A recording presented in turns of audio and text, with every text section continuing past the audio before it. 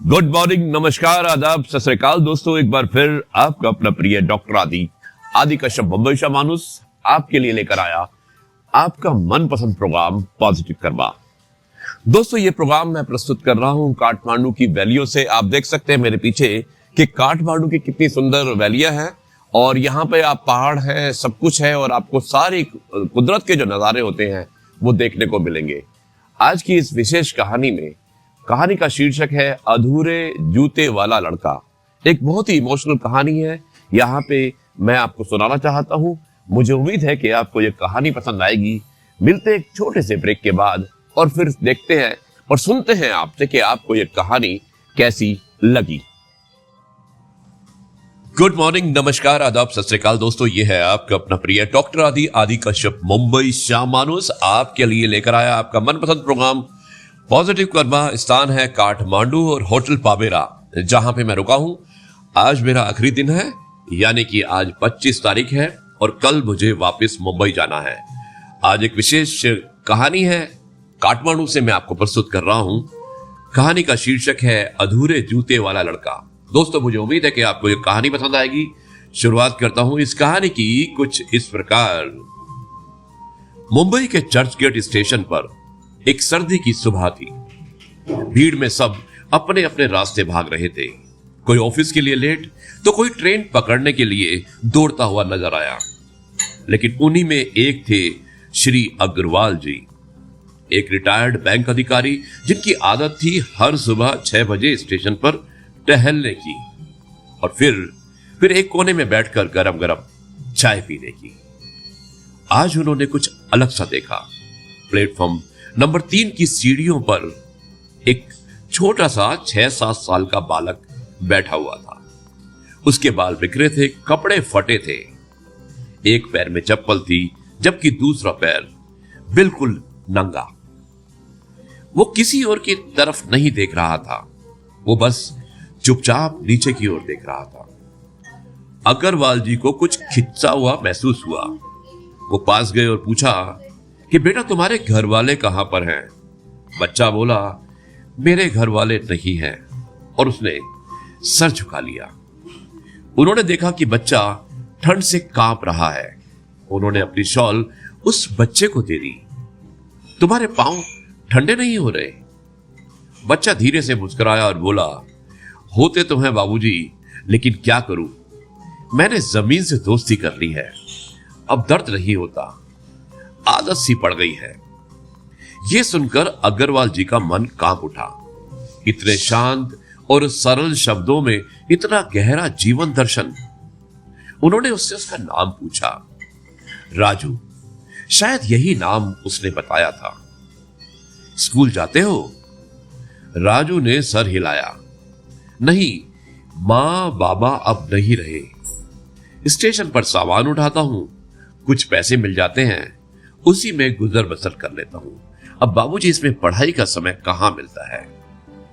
अग्रवाल जी ने उसे चाय और बिस्किट दिलाए और वापस लौट गए। लेकिन अग्रवाल जी अपना दिल वहीं पर छोड़कर आ गए, उसी प्लेटफॉर्म नंबर 4 पर। अगले दिन वो एक जोड़ी जूते, गरम स्वेटर और एक छोटा सा स्कूल बैग लेकर लौटे। राजू फिर वही मिला, वही अधूरा पहनावा, लेकिन मुस्कुराहट भी वही थी। पर अग्रवाल जी को देखकर एक बार वो फिर से बहुत खुश हो गया। उन्होंने जूते उसके सामने रखे और कहा, बेटा, ये जूते तुम्हारे लिए हैं। राजू की आंखें चमक उठी थी, लेकिन फिर उसने एक सवाल पूछा, क्या मैं इसे कल भी पहनूंगा? यह सवाल छोटा जरूर था, लेकिन एक बहुत बड़ा झटका था अग्रवाल जी के लिए और बहुत सारे लोगों के लिए जो किसी पर एहसान दिखाना चाहते हैं। एक बच्चा जो इतना अभाव झेल चुका हो, उसे यह भी भरोसा नहीं रहा कि कल क्या होने वाला है।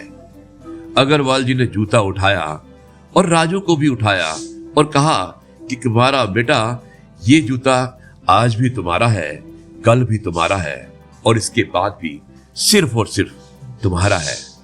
कल से तुम स्कूल भी जाओगे, मैं खुद तुम्हारा दाखिला कराऊंगा। उस दिन प्लेटफॉर्म पर सिर्फ जूते नहीं बदले, एक जीवन की दशा बदल गई। राजू अब हर सुबह स्कूल जाता है और हफ्ते में एक दिन स्टेशन पर लौटता है, चाय वाले काका के पास पुराने बच्चों के लिए पुराने जूते और किताबें छोड़ने के लिए। दोस्तों, हर बच्चा एक बीज होता है, उसे सिर्फ थोड़ी मिट्टी, थोड़ा पानी और थोड़ी सी ममता चाहिए। एक अधूरा जूता भी पूरी दुनिया बदल सकता है अगर उसे प्यार से पहनाया जाए तो। यही था आज का मैसेज पॉजिटिव कर्मा का। मुझे उम्मीद है कि आपको यह कहानी पसंद आई होगी और आप भी अग्रवाल जी की तरह किसी राजू को कभी भी अनाथ नहीं होने देंगे, और जब उसे जरूरत होगी तो उस राजू की आप सहायता अवश्य करेंगे। अब मैं इस कार्यक्रम को यहीं पर समाप्त करता हूं। कल आपसे एक बार फिर से मुलाकात होगी कुछ नई बातों के साथ, आपके अपने मुंबई शामानुस की, आपके अपने शहर मुंबई में। तब तक के लिए आपसे कहता हूं जय गुरु जी, शुक्राना गुरु जी। तो जी हाँ दोस्तों, देखा आपने कि एक कहानी में जिसका शीर्षक था अधूरे जूतों वाला लड़का, ये कहानी बहुत ही भावनात्मक इमोशनल कहानी थी। एक छोटा बच्चा है जो रेलवे स्टेशन पर है, एक सर्दी का समय है और एक व्यक्ति आता है, उस बच्चे को देखता है और देखता है कि उसके पैरों में जूते नहीं है। वो व्यक्ति उसकी सहायता करता है और वो सहायता करने के बाद वो बच्चा बहुत भावुक हो जाता है। दोस्तों, हमेशा हमें लोगों की सहायता करनी चाहिए। सहायता करने में आपका कुछ नहीं जाता है, जिसे जरूरत है हमेशा उसकी मदद कीजिए। यही मैसेज था आज की इस कहानी का। ये कहानी आपको कैसी लगी मुझे अवश्य बताइएगा। आज मेरा काठमांडू में आखिरी दिन है हमारे इन्वेस्टर मीट का। कल हम वापस मुंबई चले जाएंगे। तब तक के लिए आपसे कहता हूँ नमस्कार, जय हिंद, वंदे मातरम। मिलते एक छोटे से ब्रेक के बाद और आपसे करेंगे कुछ नई कहानी में मुलाकात। जय गुरु जी, शुक्राना गुरु जी।